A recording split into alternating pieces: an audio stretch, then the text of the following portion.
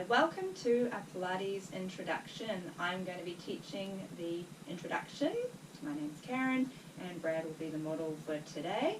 So just take a step forward, Brad. So we want to think about lining up our posture.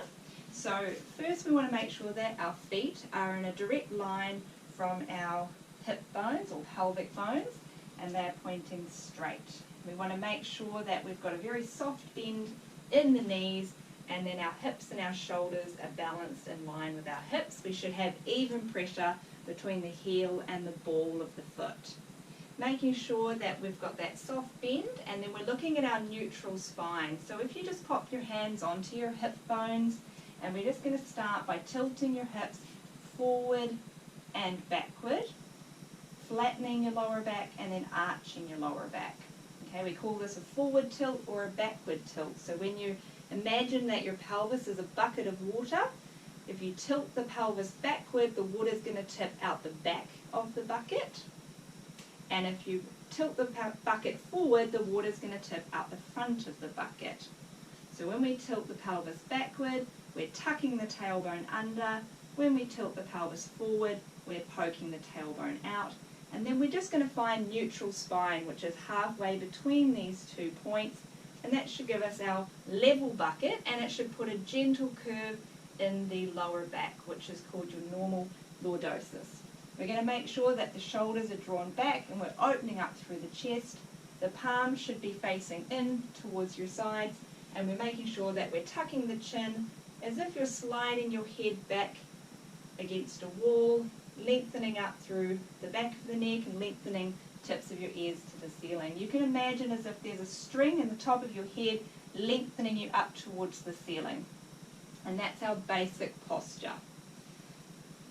Now we're going to come down onto the mat.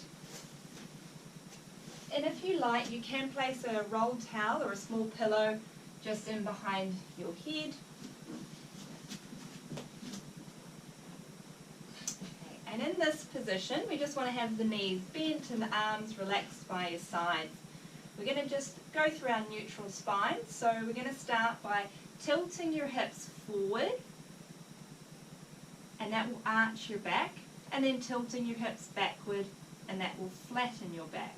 If you like, you can place your hands onto your hips to feel this movement. So tilting your pelvis forward, your lower back should arch away from the floor. Tilting your pelvis backward, your lower back should flatten. Again, forward and backward. When you tilt your pelvis forward, you should feel your back muscles tighten and your stomach stretch. You should also be thinking about lengthening your tailbone down towards the floor. When you tilt the pelvis backward, you should be imagining like you're curling your tailbone between your legs, pulling your belly button down towards the floor and imprinting your spine on the floor, and you should feel your stomach muscles working, your abdominal muscles working when you do this. You might also use some of your buttock muscles, your gluteal muscles, but try to think about using the tummy and avoid pushing down into your feet. Then we're going to find neutral, which is halfway between these two positions, where the weight should be sitting just across the back of the flat sacrum bone at the back of the pelvis. And again, you should just have a small arch in your lower back, which is just enough space to slide your fingertips through, but without going all the way underneath. From here, we're going to look at our breathing. So we're going to start with breathing into the belly first. If you place one hand on your stomach and one hand on your chest, we're going to breathe in through the nose. And you want to feel the hand that's on your stomach lift, not the one on your chest. When you breathe out, you should feel the stomach relax and fall down. Breathing in through the nose, and we're going to breathe out through a slightly pursed lips, like blowing on some hot soup. That's called belly breathing, diaphragmatic breathing, or stomach breathing. And then we're going to have a try of some lateral costal breathing. So this we use in Pilates so that we can keep the stomach muscles a little bit tighter through some exercises. We're placing the hands just either side of your rib cage, and then you're going to be breathing in and thinking about expanding the ribs out to the side against the hands. and then breathing out, feeling the hands come together and as if the fingertips are knitting back together again. Breathing in through the nose still, and then out through that pursed lip, feeling the ribs come together and down. This is useful because it will also help you to connect your rib cage to your pelvis, which will shorten up your abdominal muscles and give you a bit more strength when you're doing your core exercises. Now we're going to combine this with a pelvic floor contraction. So the pelvic floor muscles are a sling of muscles running from your tailbone to your pubic bone. They help to stop you from wetting yourself. They lift all of your pelvic organs. So when we're breathing in through the nose, we're just going to be nice and relaxed. And then as we breathe out through the mouth, we're going to start to gently tighten and lift the pelvic floor as if we're trying to stop the flow halfway through going, or slowing down the flow halfway through going to the toilet. And then breathing in, let that relax a little bit.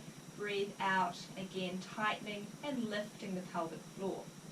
Now when you do this, it also activates your deep abdominals, which are your transversus abdominis, and this is a muscle that's like an internal corset that wraps around your waist.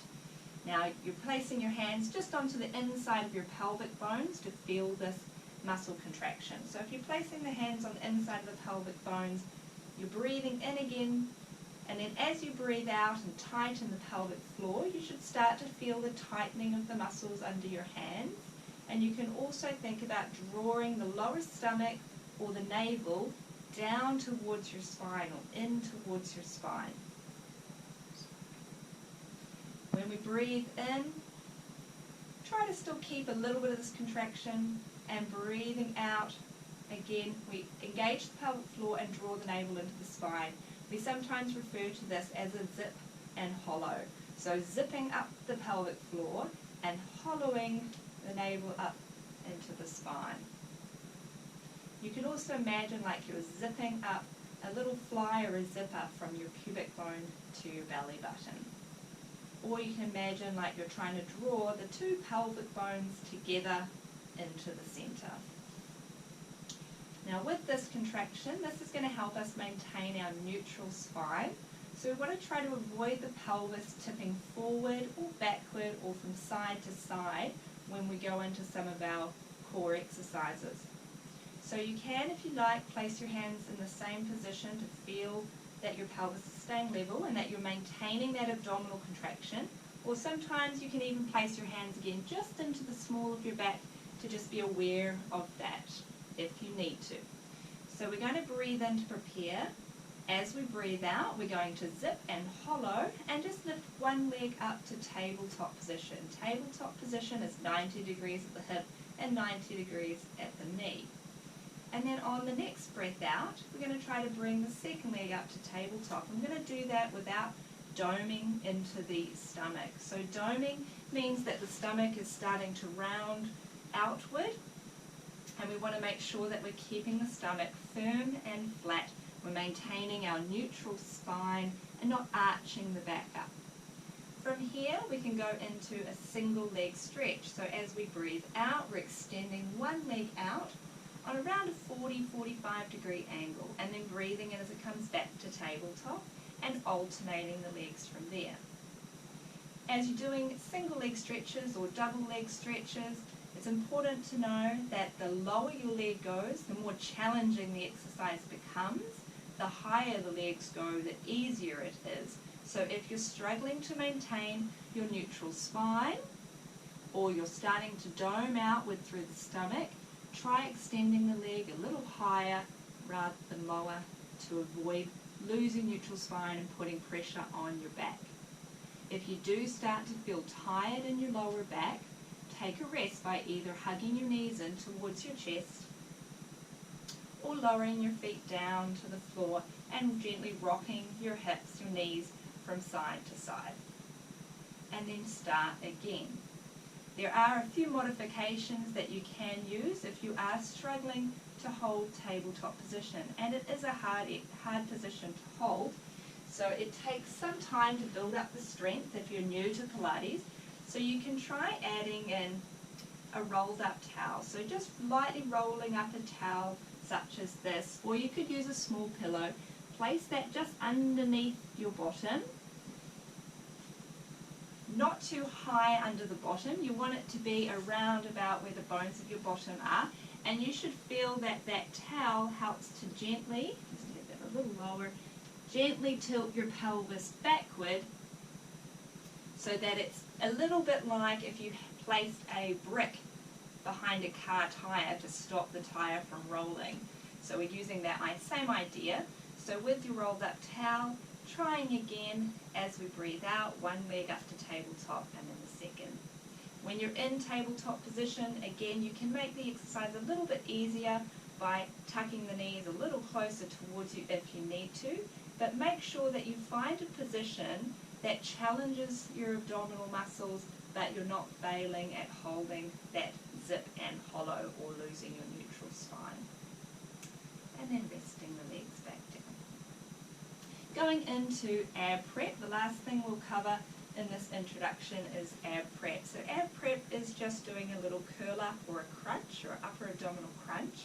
We sometimes do this with the legs in tabletop during our abdominal exercises. It's important to know that if you experience any neck pain, that you can use options like keeping your head down on the floor. Again, a pillow under your head or a folded towel might be useful for this, or placing your hands in behind your head to support the weight of your head. Otherwise, doing an ab prep goes a little like this. So we start with the hands just straight up towards the ceiling. We're going to gently nod your chin. And then as we breathe out, we're going to bring the arms alongside the body as we curl up through the head and shoulders. Note that we're trying to keep the rest of the pelvis in that neutral position, and then smoothly back down. Breathing in to prepare, and then breathing out, nod the chin. Think about sliding your ribs to your hips. Notice that we're getting some good height and the shoulders are curled up away from the floor, and releasing back down. If you're using your hands to assist your head, try to keep the elbows nice and wide, tuck the chin, and as we curl up, avoid pulling the elbows in across the front of the body. Again, many exercises can be done without curling the head up if you're experiencing any neck pain. Okay, and hopefully that should arm you with most of the things that you need to go into our Pilates mat classes. See you in the first class.